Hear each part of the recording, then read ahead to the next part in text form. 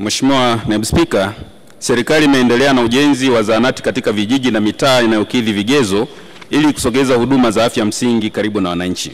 Mheshimiwa Naibu Spika, katika kipindi cha mwaka wa fedha 2020/21 hadi 2024/25, halmashauri ya wilaya Misenyi imepelekewa jumla shilingi milioni 400 kwa ajili ya ukamilishaji wa zahanati 8.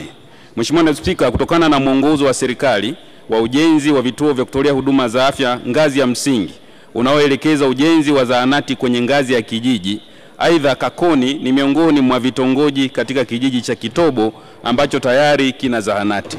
Hivyo Mheshimiwa Naibu Spika, kwa mujibu wa mwongozo, kitongoji cha Kakoni kitahudumiwa na zahanati ya Kitobo. Asante. Mheshimiwa Balozi Liberata. Asante Mheshimiwa Spika. Mheshimiwa Spika, pamoja na jibu zuri la Mheshimiwa Waziri, kitu ambacho nitaka kujua ni kwamba ni lini kituo kidogo kilichopo cha afya katika hiyo kitongoji kitaweza kuongezewa hadhi kuwa zahanati. Manake ni kituo ambacho kitahudumia vitongoji karibu 8: Kakoni, Msibuka, Luweru, Rushasha, Nyabutaizi na vingine vingi. Manake kile ulichokitaja kiko mbali sana Mheshimiwa Waziri. Asante sana Mheshimiwa Spika. Mheshimiwa Waziri. Asante sana Mheshimiwa Naibu Spika.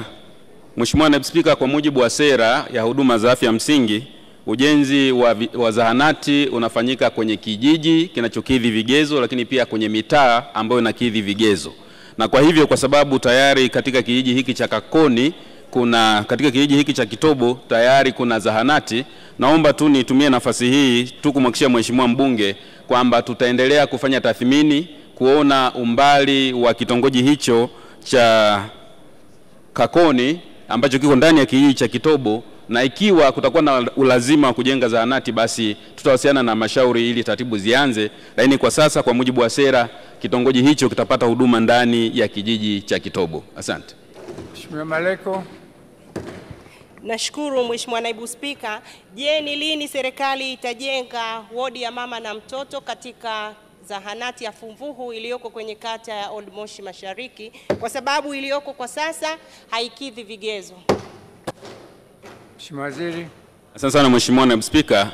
Serikali imefanya tathmini na kuainisha zahanati zote, na hususan zahanati zile zilizojengwa miaka 20 iliyopita ambazo majengo yake yalikuwa madogo na yalikuwa hayana chumba kikubwa kinachotosheleza huduma za uzazi kwa maana ya wodi ya wazazi. Kwa naomba nimhakikishie Mheshimiwa mbunge zahanati hiyo tutaingiza kwenye mpango pia wa kupanua ili kupata jengo kwa ajili ya kina mama wajawazito, pia chumba cha kujifungulia ili kuboresha zaidi huduma za afya katika eneo hilo.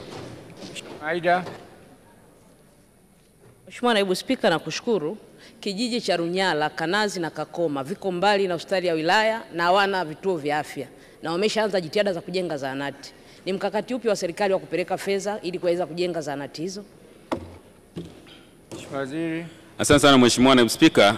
Naomba nitumie nafasi hii kwa niaba ya Waziri wa Nchi Ofisi Esther Misemi kumwelekeza mkurugenzi wa halmashauri ya wilaya Nkasi kufanya tathmini katika vijiji hivyo vya Kanazi na hivyo vingine ambavyo Mheshimiwa mbunge amevitaja, na ikiwa vinakidhi vigezo vya kujengewa zahanati, halmashauri ianze kukusanya mapato ya ndani kwa ajili ya kuanza ujenzi kwa kushirikiana na nguvu za wananchi, lakini na sisi serikali kuu tutaanza kuweka kwenye mpango wa bajeti kwa awamu ili kujenga zahanati hizo na kusogeza huduma za afya karibu na wananchi hao.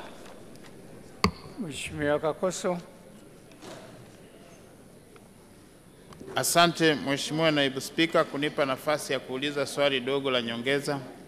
Kwa kuwa serikali imeleta vifaa tiba kwenye halmashauri ya wilaya Tanganyika na mtaalamu hatuna kwenye eneo hilo, kwa sababu tumepata x-ray, ultrasound pamoja na vituo vyote vya afya, ni lini serikali italeta mtaalamu wa mionzi ili aweze kufanya kazi kwenye halmashauri ya wilaya Tanganyika pamoja na vituo vya afya?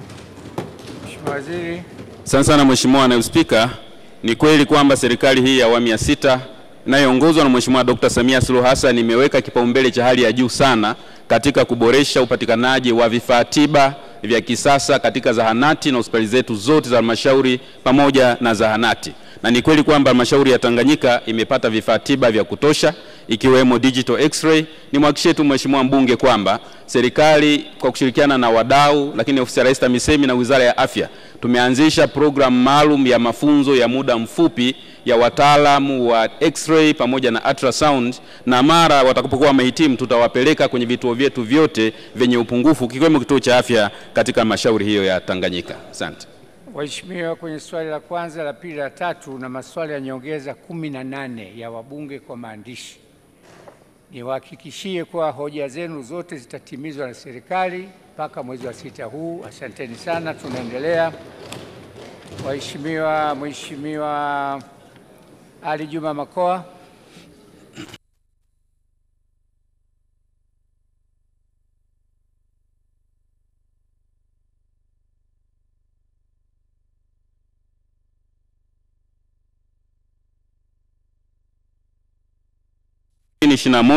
Hadi 2024-2025 jumla shilingi bilioni 107 zimetolewa na kujenga vituo vya afya 367 kote nchini. Mheshimiwa Naibu Spika, serikali inatambua uwepo wa upungufu wa miundombinu katika vituo vya afya vya Seria, Kolo na Kingale vilivyopo katika halmashauri ya mji wa Kondoa. Kituo cha afya Seria kina upungufu wa miundombinu ya wodi za kulaza wagonjwa, jengo la mionzi pamoja na jengo la kuhifadhia maiti. Kituo cha afya cha Kolo hakina jengo la kufulia, jengo la mionzi, njia za kutembelea wagonjwa na kichomea taka. Na kituo cha afya cha Kingale hakina jengo la mionzi, njia za kutembelea wagonjwa pamoja na wodi za kulaza wagonjwa. Mheshimiwa Naibu Spika, ukamilishaji wa miundombinu ya majengo haya katika vituo vyetu vya afya itaendelea kufanyika kwa awamu kote nchini, vikiwemo vituo vya afya vya Kolo, Kingale, Mangoroma katika halmashauri ya mji wa Kondoa. Asante.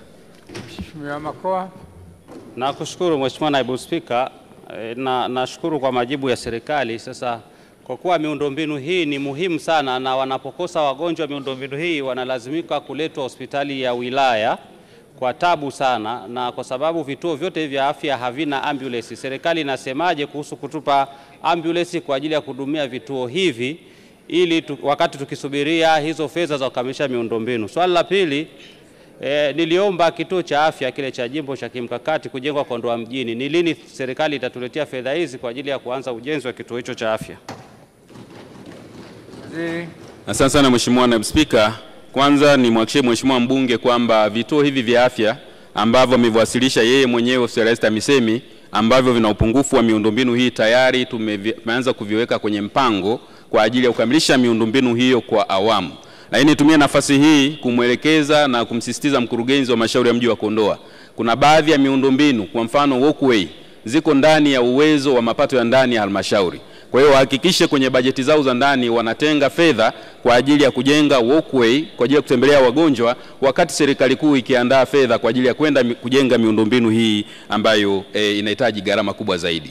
Lakini pili, kuhusiana na magari ya wagonjwa, ni kweli Mheshimiwa Naibu Spika, halmashauri ya mji wa Kondoa pia imepata magari ya wagonjwa, lakini tunafahamu kwamba bado ina uhitaji mkubwa. Ni kuhakikishia Mheshimiwa mbunge kwamba tutaendelea kupeleka magari hayo kwa ajili ya vituo hivyo ambavyo havina magari. Lakini na mwisho, kuhusiana na kituo cha afya cha kimkakati, ni kuhakikishia Mheshimiwa mbunge na waheshimiwa wabunge wote kwamba tayari ofisi ya Rais TAMISEMI imeshaainisha kata zote za kimkakati ambazo waheshimiwa wabunge mliwasilisha, na tayari tuko hatua ya Wizara ya Fedha kwa ajili ya kuwasilisha fedha hizo kwenye kata hizo kwa ajili ya ujenzi wa vituo hivyo vya afya.